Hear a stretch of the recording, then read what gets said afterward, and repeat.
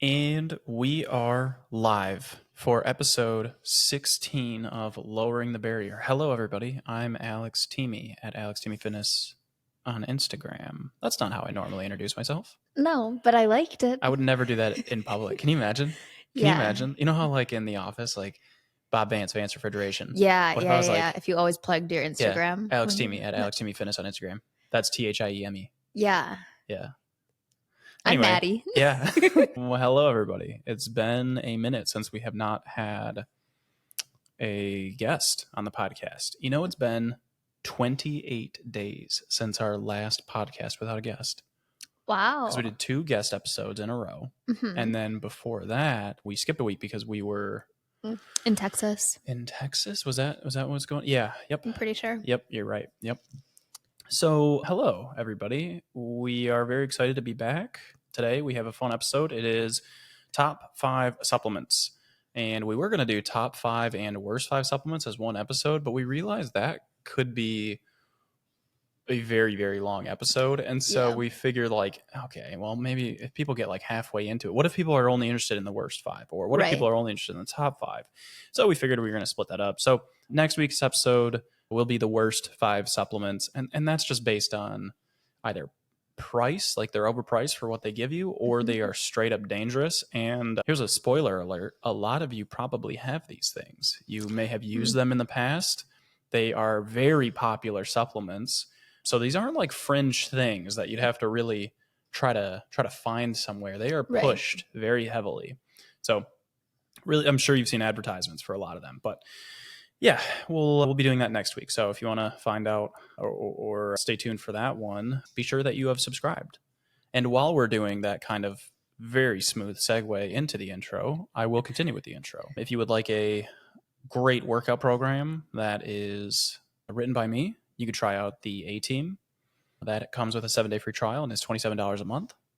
And actually, recently, there is I don't really talk about the 1 year purchase. Oh, yeah. But you can pay for 1 year at a time, and you get, instead of it being $27 a month, it's $270 for an entire year. So you basically get 2 months for free. Mm-hmm. And there have been a handful of people doing that. I was looking through like my reports, and there were a handful of people doing that in the last 2 months. And I was like, oh, wow. What a vote of confidence. Literally, like what a huge vote of confidence. Like, wow, I want to do this guy's workout for the next year. Like, I'm like really committing. Yeah, I was like, damn, that's cool. Really badass. Like, so thank you. You know, if you're listening and you did the 1 year, I really appreciate it. Shout out Jordan. He was one of them that did it this month, actually. Forward Forever, the next cycle. Registration opens May 5th. Yep. Coming up quick. Yeah, and then day 1 will be May 13th. That is Monday. If you'd like to support us non-monetarily, you could follow us on Instagram, or you could give this show a 5-star rating. And if you are really enjoying it, screenshot and share it on your Instagram story and tag us at Alex Teamy Fitness and at Meals with Maddie. We'd really appreciate it, because then it shows like we do in fact have listeners, and those listeners do in fact recommend us. Yeah, we'd love that. Yeah, we love that. Now, one more announcement, and this is not the typical announcement, but there is, if you were listening to this, within the first week that it came out, 1, thank you. We appreciate you. And 2, there is a free webinar happening this Friday, May 3rd, 2024 at 12 p.m. Central Time. And it is on weight regain, why it happens and how to prevent it. Now, if you have a stellar memory like I do, you'll remember that episode 10 was actually on this exact topic.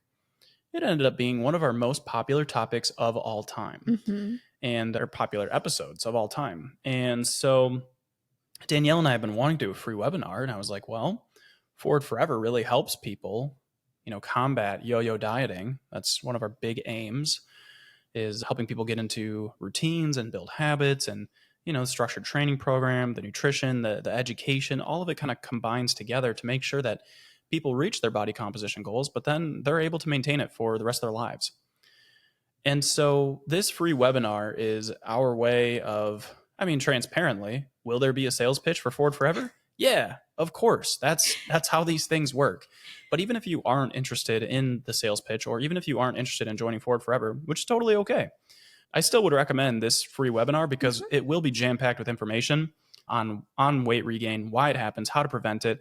And I am going to be going into even more depth than I did on the last podcast. I'll be using a lot of the information that we had there, but there are new, I'm not going to say new, but studies that I've since read and poured over that I didn't cover in that last episode. And there are maybe a few different takeaways. Not that I disagree with the ones I said in episode 10, but just additional ones that I hadn't considered and that are backed by science. So it will be sciencey, but it will also have a lot of practical takeaways. So I'm very, very excited about that. If you're looking for the link to add it to your calendar, Danielle and I will be sharing links on our stories, on our Instagram stories, and lead up to it. So just go ahead there. And if you still can't find it, just shoot me a DM on Instagram and I'd be happy to send it your way. Or join Alex's email list. Yeah. And we'll be sending out reminders with add to calendar links and all of that. Yeah. And you can join my email list by going to the link in my bio on my Instagram or my TikTok. Yep. All right. Media recommendations. What have we been watching lately? Clarkson's Farm. Clarkson's Farm. Sensational. Yeah. This is one of the best pieces of media we have seen probably of all time. This might be my favorite show. Of all time? Above Yeah. Schitt's Creek? Yeah. So I love feel-good television. Yeah. And yeah. this is the definition of feel-good television. Just a guy on his farm. Yes. And not a typical farmer, but he's figuring it out. Yes. Yeah. And he really loves it and he cares. Yeah. And so that's just been, so Jeremy Clarkson, if you don't know, is one of the main three characters or I don't know, leads in the show Top Gear, which is a show about, I haven't seen it, but like about cars and stuff like that. Yeah. I don't know anything about that show. So you Yeah. definitely don't need to. And then he was seen also, is or at least was the host of Who Wants to Be a Millionaire, the UK version. that. Yeah. So, I mean, he's got plenty of money. He's multimillionaire. But he just was like, I own this farm. And the farmer who was taking care of it for him retired. And he said, hey, why don't I give it a shot? And so seeing him kind of go through these ups and downs of farming and getting a firsthand look, I understand that it might not seem like it could be that good. But I'm telling you guys, this is top tier entertainment. It is funny. At times it is sad. It is you're constantly rooting for him. Yeah. They do such a good job. The supporting cast. I mean it's real. It's not like a drama. It's Right. it's a Documentary style. Basically, yeah. It's a documentary sort of, and it's just so joyful. You know, every character is so fun, and seeing him develop, you know, as a farmer, but also like the ideas that he has, and you know, no spoilers or anything like that, but highly recommend it. It's on Amazon Prime. Seasons 1 and 2 are out, and season 3 comes out in May. So I think on like May 5th. I think it's very soon. Oh wow. Okay. Well, very cool. Yeah. Anything else that we've been watching or anything like that? I don't think so. No. No. I mean, other than that, we're just wrapping up Better Call Saul. Oh yeah. But We're on the last season of that. Just a few episodes left. yeah. Okay. I think that's it. All right. Cool. Well, let's get into it. And before we do get into it, I need to say this. Always check with your doctor before adding any supplements. Legally, these are not recommendations for supplements you should add into your routine. Correct. So I hope nobody skipped over that. You know, like what if somebody was like plus 15, plus 15, plus 15, and like skipping forward? Yeah. Or just like goes to the chapters and is like, he didn't legally say anything. We'll add a disclaimer into the caption. Good idea. Yeah. All right. Really cover ourselves. Okay. And then one more thing before we get into the 5 best supplements. Here are some common questions and very quick answers. Do I need to take supplements? No, you do not. Supplements are supplementary. And yeah, they might help you out in different ways, but you're going to be just fine without them, no matter what your goals are. And some recommendations, you might already get sufficient amounts from your diet and general lifestyle. So. Yep. What supplements should I take for weight loss? A calorie deficit. That is the only, there are no supplements that will, I have to watch my words here. Supplements are not the reason you are not losing weight. That is the way I want to say it. Yeah. Supplements are not the reason that you are not losing weight. If you're stuck losing weight, don't be like, I just need to have green tea extract. And that's the key. That's the ticket. Right. You don't need a detox. You don't need slimming tea. You don't need any of that shit. You just need to get into a calorie deficit, and you need to be consistent with that. And if you're like, no, Alex, I am or was in a calorie deficit, but I wasn't losing weight, then do you want to give him, I'm going to do a drum roll. Go ahead and give him the answer. Drum roll. You were not, in fact, in a calorie deficit. In fact, you were not in a calorie deficit. Our tissues, body fat, and muscle, they store energy. And if we are consuming less energy than we are expending, that energy is pulled from the body fat and the muscle. Those things hold weight. And if we are consuming less energy than we are expending, then that we will pull energy from those things and our weight will decrease. There is no getting around that. There is no getting around that. And I know I'm really hammering this point home, but it's because I had I'm not going to say viral, but like the reel went pretty far, maybe 250,000 views plus. And there were a lot of people that were like, well, nope, that works. Calories in, calories out works for some people, but not me. You are wrong. You are categorically wrong. It works for everybody. It's a law of thermodynamics. It's a law of physics. We cannot get around it. So I had to do a follow-up post about starvation mode, and it is not real. Okay, are supplements safe? That honestly depends on the product and the manufacturer. So one thing that you're going to ideally look out for is it third-party tested? Now, a lot of supplement manufacturers might have this on their website, but a website that I like going to is labdoor.com. They don't have every single supplement covered, but they are a third-party testing lab that independently looks at supplements and grades them for purity, quality, all that. How do I know if a brand is reputable? Oh, I skipped ahead, but yeah, they are third-party tested. They'll often have this listed on their website or their product. Next question. There are so many supplement brands being pushed on social media now. How do I know what's necessary versus a gimmick? I'm going to seriously blanket statement with if there is an advertisement on social media for a certain supplement, just assume it's a gimmick. Supplements are very often pushed because they are an easy way to make money. And there are a lot of influencers who will be, who maybe they don't know better, and maybe they just don't give a shit. Mm-hmm. But they are approached by a supplement company that says, hey, here is a discount code. You make X%, and here's the benefits of it. Now, the benefits are bullshit. They're wrong. They're made up. They're fallacies, or they're grossly overstated. But the influencer doesn't give a shit because, hey, they're lining their pockets. If something, as far as a supplement goes, seems too good to be true, if it seems like it's being painted as this is the missing link for your weight loss, your stubborn body fat, assume that it is too good to be true and don't waste your money. Does higher price mean better supplements or more potency? No.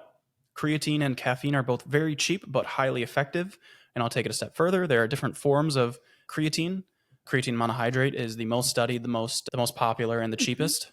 That is shown to be the most effective. Any other variation has not been shown to be more effective. It's like, what is it? Creatine ethyl ester, I believe it is, one of them. And then there was, oh, Jesus Christ, Bang Energy Drinks came out with super creatine. Yeah, super creatine. What the fuck is that? I think that's what they called it. Yes, super creatine. Super creatine. And they had that trademarked, I'm pretty sure. Yeah. That's just unbelievable. Yeah. But even within brands of the same supplement, you don't have to spend more to get better. Yep. Yeah, and you might see micronized creatine, and all that means is it's a little bit finer, and so it dissolves into water. Maybe not dissolves, but mixes into water or whatever a little bit easier. So that's a fine thing to get added into it. So like if you got micronized creatine monohydrate, you're golden. And if you're thinking like capsules or pills, capsules or powder, it doesn't matter. I prefer powder. Mm-hmm. Speaking of which, let's move into our 5 best supplements. And let's start with the king of all fitness supplements, I would say. As soon as somebody asks or thinks about, fitness supplements, I think their mind immediately goes to creatine. Mm-hmm. So much so that was episode 6 of our podcast was all about creatine. So, go ahead and check out episode 6, Creatine 101, if you have any questions from this. But let's go through it. And kind of the breakdown of how this podcast is going to go, this episode is going to go from here on out is we will say the supplement, we will say how it works or like what the benefit is. Then we will say why it is great, the cost, and any additional notes. So now you have the template. Let's move on. So creatine, what is it? Creatine is an organic, let me restate that, an organic, not inorganic, because that's a complicated. Yeah. It is, in fact, organic. Tongue twister. Yeah, it is an organic compound comprised of 3 amino acids: arginine, glycine, and methionine. It is primarily made in the kidneys and liver, and we also consume it from meat. Now, this may be mind-boggling for some people because there are a lot of... It seemed in the early 90s and 2000s, you would see creatine in magazines like Men's Health. And I don't know about your guys' mom, but my mom definitely thought creatine was a steroid. She definitely, my brother was like, I'm going to start taking creatine when he was like 16, 17. And my mom was like, not in my house. Not in my house. Well, but guess what was happening inside of her own body? Creatine, in fact, was being made. Can you believe that? So yeah, the creatine is something that is made from, the body. And so the reason that we would, but we don't create enough or get enough from our diet, because it's also in meat. We don't get enough in our diet to fully saturate our storages. Meat contains about 0.7 grams of creatine per 6-ounce serving. So to fully saturate a storage of a person, they might need to eat 2 to 3 pounds of meat per day. That's a lot. That's a lot. I mean, just think about, 1, having to eat all that. It'd be brutal. Yeah. And 2, the grocery bill. Groceries are already expensive enough. Groceries are already expensive, and trying to eat 2 to 3 pounds of meat per day, it's just super unrealistic. So here's how creatine works. You have multiple energy systems in your body, and one of them is called the ATP energy system, or adenosine triphosphate. Technically, it's the ATP-PC, which stands for adenosine triphosphate phosphocreatine system. Now, ATP powers nearly everything in our body. So think of it as like the body's bottom line energy currency. ATP, so there's an adenosine group attached to 3, or rather, and attached to that are 3 phosphate groups, I guess kind of the same thing. But so there are 3 phosphate groups attached to an adenosine group. When one of those phosphate groups breaks off, that releases energy, and it becomes adenosine diphosphate, where there's an adenosine, and then there are 2 phosphate groups, di and tri. So that release of the phosphate releases energy. Then in your body, creatine binds to a phosphate group, which is why we call it phosphocreatine, and when required, donates that phosphate group to the ADP to become usable ATP again. I know I just threw out a lot of words and a lot of acronyms. This makes so much sense in my head because I've been studying this for a very, very long time. Like, it's just something that I know at this point, like how to make a bowl of cereal. Yeah. But did all that make sense to you? I'm going to be so honest. Yeah. It didn't make sense to me when I learned it the first time in freshman year biology. Right. Makes marginally more sense now. And you tell me about this. Pretty often. I mean, pretty often we've gone over. Yeah, we've gone through it. ATP. Right. I get it in theory. Yeah. Don't ever ask me to explain it. Sure.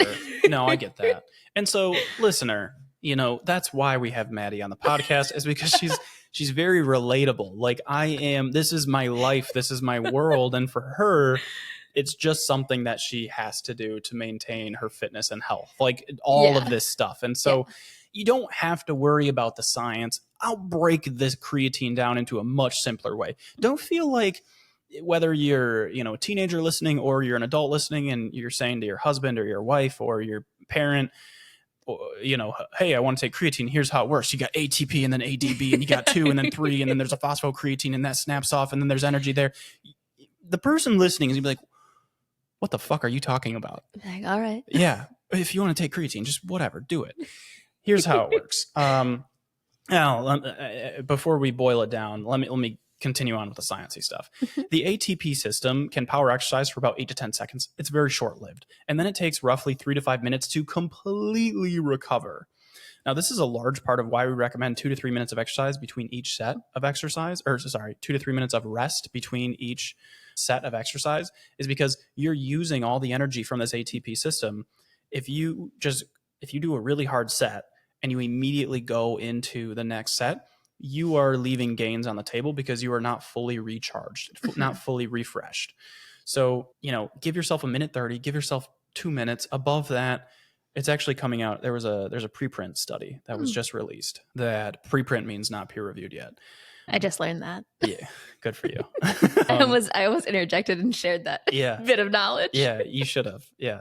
Anytime you know something, just blurt it out. And so, there's a new preprint. I mean, it really just came out like a week or two ago that looked at rest times between sets and how it impacts muscle growth. And they found that like above 2 minutes doesn't really do that much extra. Oh. So it's totally minute 30, 2 minutes, totally fine.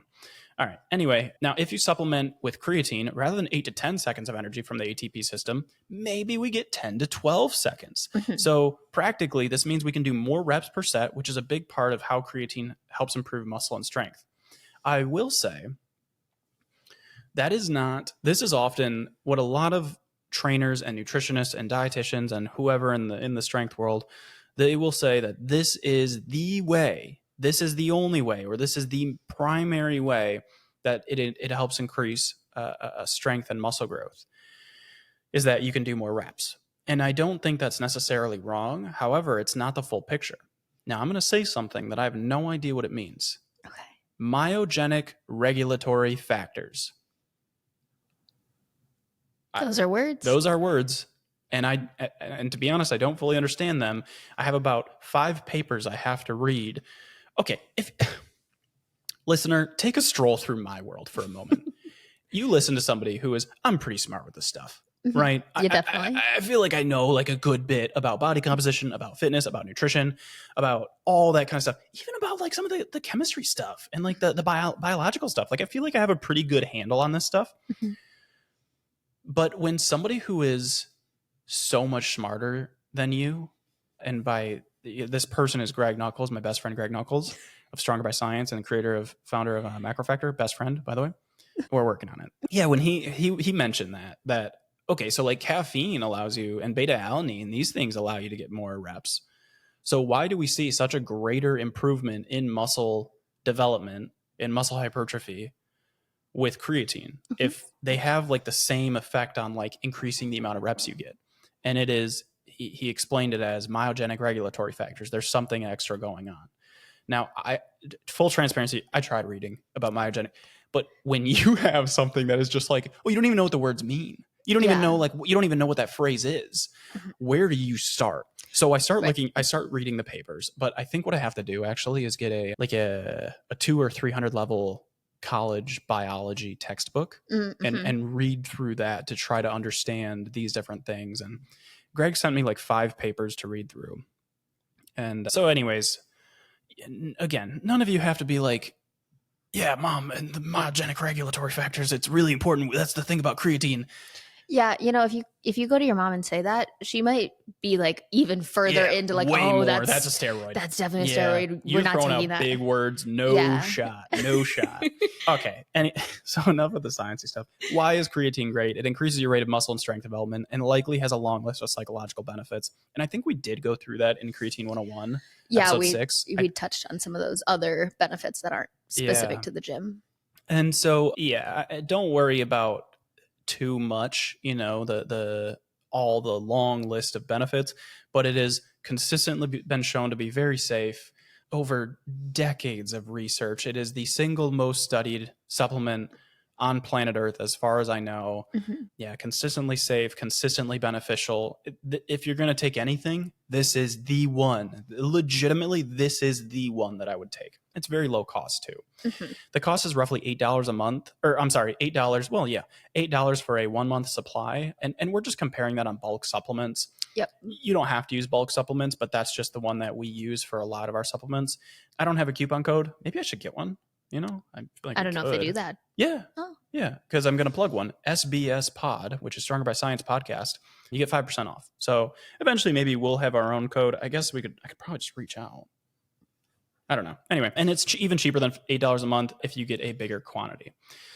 Now, some extra notes. If somebody didn't have kidney issues and they were over 18 years old, they probably would benefit from taking creatine. However, if you do have kidney issues, maybe just check with your doctor. As with all supplements, always check with your doctor. But if you do have kidney issues, I probably wouldn't do this. It might be a little bit harder on your kidneys. Next, if you see elevated creatinine, which is different than creatine in your blood markers, don't worry about that. Creatinine is a byproduct of muscle breakdown as well as creatine breakdown. It's a byproduct of creatine. So if you are taking more creatine or any creatine and you weren't before, yes, creatinine levels will be higher. And this could be, if your doctor doesn't know this, then he or she might say like, oh, hey, you have elevated creatinine levels. There may be something going on with your kidneys. However, that is assuming everything else is equal. So like if somebody didn't change their routines at all, they were not lifting, they were not taking creatine, and then they, 6 months later and they get their creatinine tested, it's at baseline. Then 6 months later, they don't change anything and their creatinine levels are quite a bit higher. Then that could be like a marker for like, hey, whoa, your kidneys are not doing something that they should be doing. Right. But if you are taking creatine, if you are starting to lift, then your creatinine levels will be higher. Just tell your doctor like, hey, I am taking creatine, I am lifting weights. So that's the explanation for why creatinine levels are higher. And if you do have still concerns about your kidneys, you can always ask for a different test to be ordered. Other notes, vegans and vegetarians get less from their diet, so they will benefit from supplementation with creatine much, much, much more. And last note, we will be giving creatine to our kids by the time they start playing sports and or lifting weights. So if that is 8, 9, 10 years old, we will be giving them creatine. We won't be giving them 5 grams because it depends on the amount of body lean mass you have. Yeah. So, probably 2-3 grams at that point. We're not going to be throwing it into our like toddlers sippy cups when they go to 3-year-old. As far as you know. Soccer. Right. Yeah. But yeah, by the time they're... Especially in contact sports, if there is a risk of a traumatic brain injury, a concussion or anything like that, creatine has very neuroprotective effects. So yeah. Okay. Moving on. Next top 5 supplement is caffeine. What is it? Caffeine is the single most used drug on planet Earth. It is a stimulant found in things like coffee, tea, energy drinks, soda, and some chocolates, just not white chocolate. How does it work? So a lot of people think caffeine increases your energy, right? Don't talk to me before I've had my caffeine. Yeah. So it's actually not true. It does not cause you to have more energy. It's very interesting. Caffeine blocks an inhibitory neurotransmitter called adenosine in your brain. Adenosine makes you feel sleepy. So by blocking it, caffeine promotes alertness and focus. It also increases dopamine and neuroepinephrine, neurotransmitters that elevate mood and energy. So technically, it doesn't increase energy, it blocks fatigue. I just think we should let our audience marinate on that one for a second. Why is it great? It has proven health and performance benefits. And who doesn't love a cup of coffee or tea? Yeah. I mean, there is no doubt I've drank some kind of caffeine basically every day since I was like 24. Yeah, we actually, neither of us drank coffee before, at least regularly, before we started, even the first year of us being together. Yeah. Yeah. Yeah. And now it's, definitely part of the day. So if you are a caffeine drinker, just one note is that it does negatively impact your sleep quality. And there's often this, are you familiar with the term half-life? Yeah. Yeah. What is it? Okay. I should say I'm familiar because you say it a lot. Okay. But if you wanted me to explain it, I'm there's a potential that I'm going to say something stupid. No sweat. I can handle it. I always hesitate to explain things because I know that there's like a 70% chance that you're going to have to interject and say, wait, no, that's not quite right. No, and that's okay. I mean, honestly, I think that'd even be fine if we did have to do that. But isn't it like the amount of time that half of the quantity is still in your body? Yes. Yeah, no, you nailed it. Yes. So if something has a half-life of, let's say, 10 hours, and you took 200 milligrams, for example, then 10 hours later, there would still be 100 milligrams in your bloodstream. So you literally nailed it. Caffeine, very roughly, has a half-life of about 6 hours. Some people, it is longer than that. So they may have caffeine in their system a little bit longer. And some people, it's less. But let's just say it's 6 hours or more, just for the sake of overly cautious. If you are drinking, like some people, they may have an energy drink. They're like, okay, 5 p.m. work's done, going to the gym. Let's have 200, 300 milligrams of my, caffeine in my pre-workout, or an energy drink, or a couple cups of coffee because I want to get a good lift in. You are doing yourself such a massive disservice because that will so negatively impact your sleep quality. So I'd recommend stopping your caffeine intake entirely after 12 p.m. and ideally a little bit earlier, if we're being honest, like 10 a.m. or 11 a.m., just for the sake of getting it out of your bloodstream so it's not negatively impacting your sleep quality. And there are so many times I've gotten rebuttals along the lines of like, oh, I sleep fine, or I fall asleep just fine. Like it doesn't impact me. It does impact your sleep quality. Even if you don't necessarily notice it, it does. And I would encourage you to see what it's like for 1 week. Challenge yourself for, hey, the next 7 days I will not drink any caffeine after 7 p.m. or after noon. Yeah, I think a lot of people, when they say that their sleep is fine, they consider I fall asleep quickly. They don't necessarily consider like, okay, but how do you feel the next day? Like, do you feel well rested? Right. And that is kind of where this is going to come to play. Yeah. So there are a lot of different ways that you can get caffeine. But again, we just went with bulk supplements, and it was about $4 for a month supply if you were taking 200 milligrams per day. This isn't something you need to take capsules of. Caffeine powder is, have you ever had it? No. Oh, it's brutal. It's disgusting. Is it? I think I remember you taking it. Is it really sour? That was, oh man, what was that? That may have been beta alanine, or maybe there was one. Yeah. I'm blanking on the name. I don't think it was. Anyways, there was a while. I can't have like very popular like pre-workouts because almost always they're made in a facility that processes peanuts or something to that effect. And so the risk of cross-contamination isn't worth it for me just to have like a little bit of caffeine that I can just get from like a cup of coffee or an energy drink. And so there was a while where I was making my own pre-workout. So I bulk ordered a bunch of these popular, supplements that are in pre-workouts. And then I was combining them all, and I tried like each one on its own. Oh, it's brutal. Yeah. Some notes about caffeine. As with most things, you can overdo this and it can kill you. Yes. Yeah.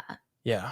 People, I think caffeine is overlooked at how dangerous it can be. I was going to say dangerous, but I don't want to like fear monger. No. But caffeine is like, you should be aware of your caffeine intake. Yes. And it's hard to be aware of your caffeine intake because a lot of your coffees and they don't list it. Yeah. Yeah. I think that should be. Energy drinks typically do. They always do. Yep. I feel like they always do. But like your teas and your coffees. Yeah. Rarely. Right. And it can be almost difficult to find that information. You have to Google it, and like it's usually not printed just on the box. Yes. Yeah. Like the espresso pods specifically that I drink, I found the caffeine content on a Reddit thread because someone reached out to a manufacturer. Right. And I'm basing it off of a that, Reddit comment. And right. Who knows if it's accurate. Yeah. Yeah, it's crazy. Panera was sued 3 times over their charged lemonades, which contain 390 milligrams of caffeine in a large. And so for reference, a Red Bull contains 111 milligrams of caffeine. Most energy drinks are 200 to 300, and coffee is 70 to a couple hundred depending on where you get it. So for a lemonade, like I know they called it charged lemonade, right, but I feel like that's not. You're so downplaying. You are so downplaying 390 milligrams of caffeine. Yeah, and I think a big issue, I could be wrong on this, but I think a big issue is that people were getting refills. Yes, they had free refills on it. Yeah, because in Panera, if you're familiar, you drinks are self-served. Right. So like they ended up moving that behind the counter. Yeah. Because at least one person and maybe two people died from that, from having I know one person much. died at least. And very sad. So sad.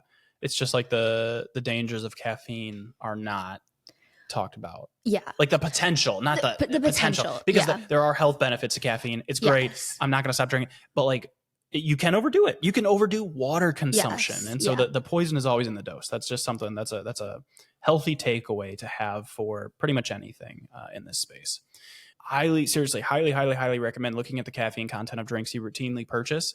You might not notice that, this Diet Coke, that does have caffeine in it. And so we drink Diet Crush, which does not have caffeine, but Diet Sunkist does have caffeine. And so I was drinking, Diet Sunkist, and I was like, does this have caffeine? Because I didn't think it did. And sure enough, it does. It's a pretty small amount. It's a small amount, sure. Yeah. But and then most root beers, or maybe even all root beers, they don't have caffeine. So Diet Crush and Diet Root Beer, those are like the two diet sodas I go to, especially during a fat loss phase, which I'm currently in, which maybe I'll talk about that at some point. Yeah. That could be a fun episode. All right, next supplement. We're at number 3 out of 5. Fish oil. What is it? You want to handle this one? Or do you want me to handle this one? It's okay. I mean, I can read what you have written on here. Yeah, go for it. Fish oil is a very easy way to get 2 omega-3 fatty acids, EPA and DHA, don't ask me what that is, into your diet if you're not eating fatty fish regularly. Fish oil is a great one because there are a lot of people who do not like salmon. Like yeah. Or, fish in general. But salmon is a really big common source. I feel like that's like the most common source. Maybe we feel that way because it's the one we eat most often. Right. But I feel like salmon's the go-to for fatty fish. Yeah. No, I totally agree. Go on. Oh, please. Okay. You're crushing this. What are omega-3s and why are they important?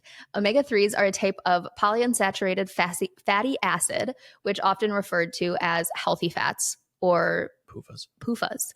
They're essential for your body because your body can't produce them on its own, so you need to get them from your diet or supplements. And why are omega-3s so important? Are you asking me that? Yeah.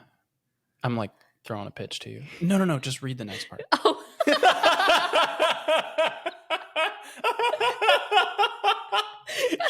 Deer in headlights. You're like, I didn't prepare for this. I was like, oh my God, I got a little sweaty from that, not gonna lie. Omega-3s are a major component of cell membranes, and they help your cells function properly. They make your cell membrane strong but flexible, which allows nutrients to pass through easily. Amazing. Sensational. They're also important for heart health, brain function, and show a modest benefit in reducing depression. There are 3 main types of omega-3s. ALA, this is found in plant-based foods like flaxseed, chia seeds, and walnuts. And then EPA and DHA, which I mentioned earlier, not knowing what those were.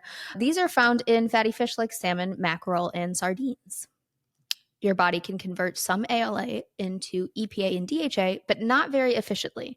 While you could eat enough flaxseed to be sufficient, it's good for your health to have elevated levels of EPA and DHA. So, 1, you should probably eat some fatty fish, or 2, you should supplement with fish oil or algae oil if you're a vegan/vegetarian.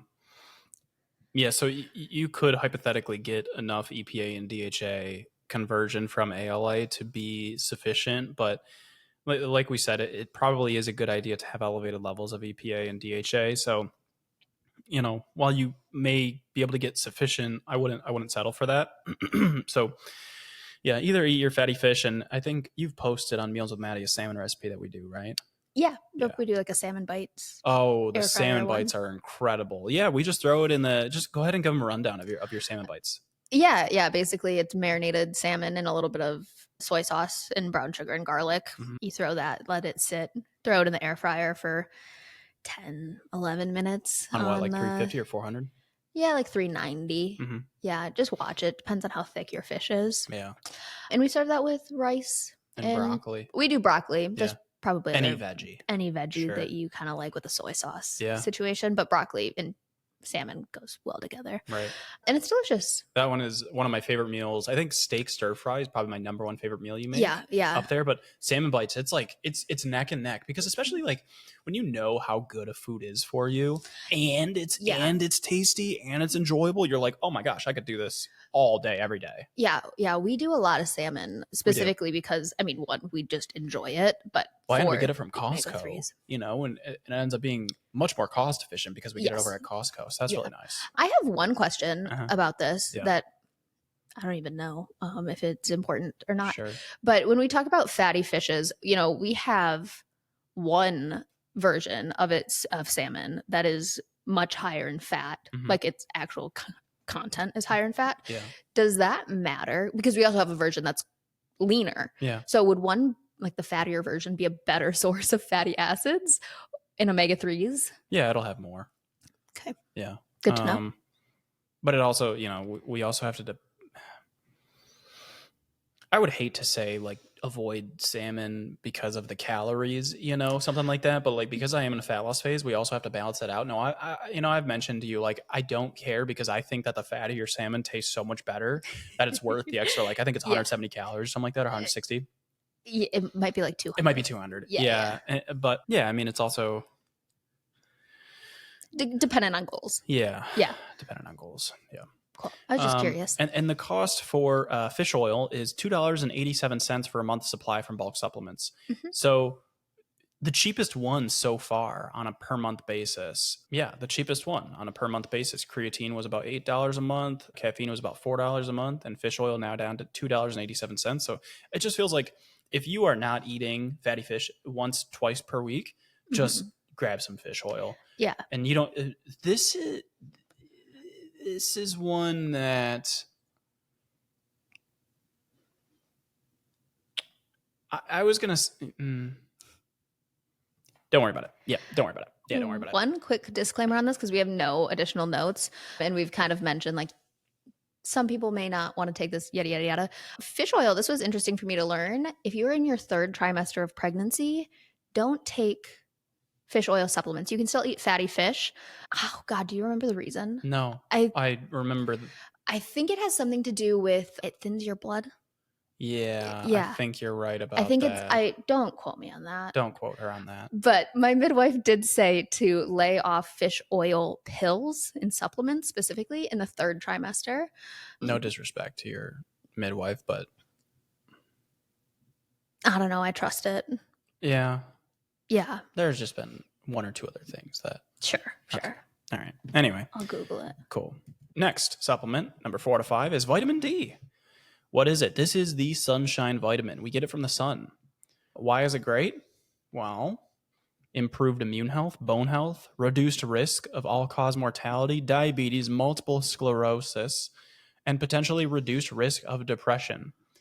Supplementation could be a good idea, as lots of people, especially in cooler climates like up here in the great old Michigan, we don't get enough sunlight for ideal vitamin D levels. I mean, when it's -10 degrees out, -20 with the wind chill, I'm not going and sunbathing outside. No. I am covered head to toe if, God forbid, I need to step outside into the icy tundra. There's to literally take my dog for a shit. and like, Rosie's quick, but Leo is so slow. Like, he needs to find the perfect spot. He'll squat down, then he'll be like, nope, this isn't right, then he'll walk that way. And I mean it's so cold and the wind is going so hard that it hurts my face. And I'm miserable. We don't have a fence on our yard, so we can't just let them out, so we need to walk them out there with a leash, and it's like, my God. So anyway, vitamin D is if you're in that scenario, vitamin D might be a really good idea for you. Yeah. Now, I will say, too high of a vitamin D status is not a good thing. So it's a really good idea to get blood work done by your doctor before supplementing with this. Don't just like pick a number like, 10,000 IU. Don't mind if I do. I'll take 2 per day. Don't do that. Please do not do that. Check with your doctor. See if you are deficient. See if you need to take some. Then ask your doctor, hey, what would be a good a dosage for me? You know, how many IUs, and then how many times per day? And the doctor will probably give you a recommendation. They'll probably say, we'll recheck your blood work in 3 or 6 months. And there you go. That's how you do it. Now, it isn't possible to get too much too much vitamin D from the sun, as vitamin D production in the skin is self-limiting, which I think is just like the most fascinating thing. That is so interesting. And from, I think it was 3 or 4 studies that I was looking through, sunscreen does not cause vitamin D deficiency. And there's somebody in the space that I found to be very frustrating, because he didn't share any of his evidence for saying that he didn't want his kids to wear sunscreen. Yeah. When we know the benefits of sunscreen. Yeah. And I was a little bit frustrated by that he was saying like, oh, my kids won't wear sunscreen because I don't want them to be deficient in vitamin D. But we have multiple studies now, right, that show that vitamin D production is not limited or changed at all by the usage of sunscreen. Yeah. It's also just a strange argument. It's a strange argument for like other reasons. Yeah. Anyway, vitamin D is once again the cheapest supplement. So we have just gone down in price. Wow. And this is $1, well, depending on the amount of IUs you want to get. So this actually could change. But for 1,000 IU per day, it's $1.25 for a month supply from, once again, Bulk Supplements. Yep. The fifth and final, before you tune out, we do have some honorable mentions. Before you tune out, before you hear this last one, you're like, I don't care about that one. We do have some honorable mentions, so stick around for those. The fifth and final supplement before the honorable mentions is magnesium. Magnesium is essential for maintaining normal cellular and organ function. It is involved in roughly 80% of known metabolic functions. So, like, legit super important to have magnesium going through your body. A 2018 review by Workinger and colleagues stated 60% of adults do not achieve the average dietary intake, and 45% of Americans are magnesium deficient, a condition associated with disease states like hypertension, diabetes, and neurological disorders, to name a few. That was a direct quote from them. So we do get it from our diet. Some people may not get enough. I'm pretty sure, can you look this up? I'm pretty sure it's walnuts that are very high in magnesium, but please fact check me on that. There are many types of magnesium. If you go down the supplement aisle, you're going to see a lot of different types. Magnesium citrate has the highest bioavailability, which means that we pull the highest amount from it, or the almonds and cashews. Okay. Those are some just go ahead and read through that list of top magnesium food sources. Yeah. So some seed options, pumpkin seeds or chia seeds. Oh yeah. Nuts. So some almonds or cashews. Those are both high. Greens, spinach. It's very high. Beans, black beans, soy milk, edamame, peanut butter, smooth specifically. That's interesting. Yeah, I don't know why. Brown rice, salmon, and then yogurt and milk. And for some fruits, avocados and bananas. And that is from verywellhealth.com. Yeah. So I'm going to be honest. I'm squinting because I'm a little sus of this list. Because I'll Google it again. The thing is like brown rice versus white rice. There is such a, and so whenever people point to like brown rice specifically, that puts a yellow flag up for me. Not full straight to red, but it's a little bit of a yellow. It's like a little bit of a caution flag. Like, okay, I just had a debate with my mom about brown rice versus white rice. Yeah. You lose a smidgen of fiber because of the husk, but also that husk. Okay, I don't want to fearmonger or anything, but that husk does hold on to arsenic. So getting rid of that husk, yes, we do lose a little bit of fiber, but we also have less arsenic. Not that arsenic is necessarily a bad thing. It just depends on the dose. I'm just saying, like, we lose a little bit of fiber. Just eat the rice that you enjoy. Right. Just eat the rice you enjoy. It doesn't matter that much. Back to magnesium. I think we take magnesium glycinate, right? Yeah. I would go to examine.com to read about the different forms of magnesium. If you're like, okay, all this stuff about different forms is very confusing to me, because there is some that will kind of help you shit. There will some that will make you shit yourself too much. Magnesium citrate has the highest bioavailability, which means we can absorb it the best, and the lowest, or at least a low likelihood to cause GI distress. And it is $6.96 for a month's supply from Bulk Supplements. That is for 400 milligrams of magnesium glycinate per day. All right, some honorable mentions.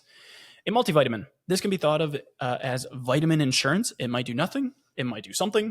It's probably a good idea if you don't have a varied diet with primarily whole foods, or your diet is very low calorie right now. Like, let's say you're like a 5 foot tall woman, very sedentary. You're eating like 1,200 calories a day or something like that. Yeah, like a multivitamin might be a good idea for you. Next, protein powder. And I take a multivitamin. You take a multivitamin.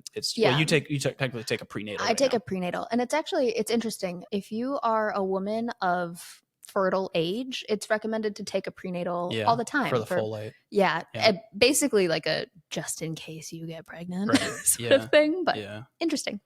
All right, next, protein powder and shakes. This is kind of debatable if this is a supplement or not because it's just powdered food. And so I don't like calling protein powder a supplement. However, it does technically supplement your protein intake. So from a weird definition standpoint, it is a supplement. Yeah. But in the same way that you wouldn't a pound of ground beef is a supplement. Like right. I was going to say you wouldn't call like powdered peanut butter a supplement. Right. But it's kind of the same thing as like a powdered.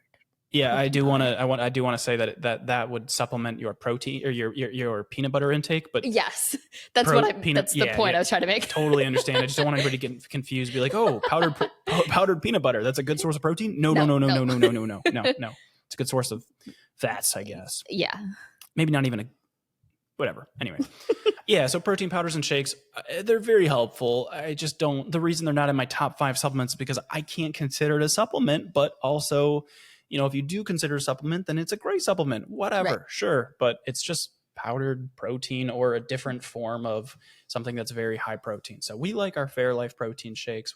Yeah. Honestly, we don't really drink a lot of protein shakes. You drink one with your coffee. Yeah. And then protein powder, we used to do that a lot more before Fairlife shakes were a thing. Yeah. But now we just use protein powder for our Ninja Creamies, which is like, if you're unfamiliar, it's like an ice cream maker thing that you can make really high protein ice cream. Mm-hmm. So anyway, we have to make those today. Yes, we do. Vanilla was horrible. Oh my God. Vanilla was so bad. I couldn't even eat it. No. And final honorable mention for the supplement is pre-workout. So most pre-workouts typically contain beta-alanine, caffeine, citrulline, and be sure to look at the caffeine content. Mm-hmm. Especially if you drink other caffeine. Yeah. In addition to one thing I didn't mention is the amount of caffeine. Somebody's like, okay, I know how much caffeine are in these things. I just looked, how much should I have? And so peak ergogenic effect is 3 to 6 milligrams per kilogram of body weight. If you don't know how much a kilogram is, because you're an American.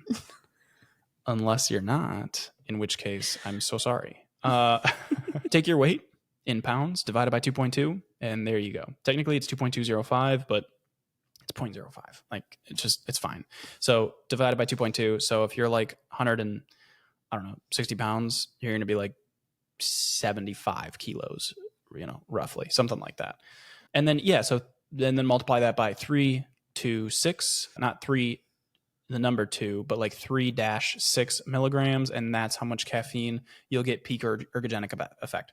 So if you're like 60 kilos, we're talking from 180 to 360 milligrams of caffeine would be peak benefit. However, if you've always been on the lower end, don't feel like you're just max out to that higher end, you might not feel so good if you're not like adapted to that much, if you're not used to that much. So anyway, pre-workout that typically contains beta-alanine, caffeine, citrulline, tyrosine, taurine, and sometimes creatine can be helpful. Definitely not necessary. And if you are taking this after noonish, I would go for a stim-free version. I'm personally not a huge fan of Legion because I think I'll just get into it. One time they had pre-workout on their website, and the label on their website was not the same as the label that I had, and on the jar that was in front of me, it didn't have the may contain nuts. Yeah. And that is a major purchasing decision. Yes. For people with food allergies. So I would not have bought it, but it did not say that on the website in any of the photos. I reached out to them. I said, hey, just a heads up, this doesn't, contain, and they were like, oh, well, it's in such a small trace amount potential that we don't need to. And I said, that is very shady. And that is a major purchasing decision for a lot of people with food allergies. Right. They offered a refund. And so that was fine. They did give me a refund, but they didn't do anything about it. They didn't change anything about it. And I just think that's... Companies should always have to disclose made in facility. Yes. And so things. I just think that was pretty shitty of them. I don't think they're necessarily a bad company. Sure. There are a lot of people that I like that are sponsored by them. I think overall they're a fine company. But anyway, all that to be said, they do have a stim-free version of caffeine of pre-workout. It just doesn't have caffeine in it. So if you're taking a pre-workout afternoon, in order to not be detrimental to your sleep, I would just take a stim-free version or a caffeine-free version. Mm-hmm. All right. Well, that was really good. Anything else that we want to say here? No? I don't think so. All right. Well, next episode will be on the worst 5 supplements. That'll be pretty fun. Just that was a fun one to do a little research on. There was that one thing. What thing was it that was so ridiculous? You'll find out next week. It was like multi-paragraph long, like on specific. It was the instructions for how to take one of the supplements. Yes, and it was like, you need to do this, and it was so long. We're gonna be reading it verbatim because it was so. Maddie and I were laughing so hard when we saw it. Like, this can't be real. Right. Like the instructions to take it were so mind-boggling and specific. Yeah. That'll be a fun one. That'll be a fun one. So yeah, Worst 5 Supplements will be coming out next week. As always, thank you so much for listening to everybody. If you want to try my workouts, we would really appreciate it. The A Team is currently going on. There's a 7-day free trial. It's $27 a month, so less than $1 a day. Forward Forever. The next cycle registration opens up May 5th, and we will begin May 13th. There will be a free webinar on May 3rd. We would love for you to check that out. Feel free to follow us on Instagram if you aren't already, at AlexToomeyFitness. Or mine is at Meals with Maddie. And if you really enjoyed this episode, please screenshot and share on your Instagram story and tag us. All right. Thanks, everybody, for tuning in, and we'll catch you on the next one. Take care.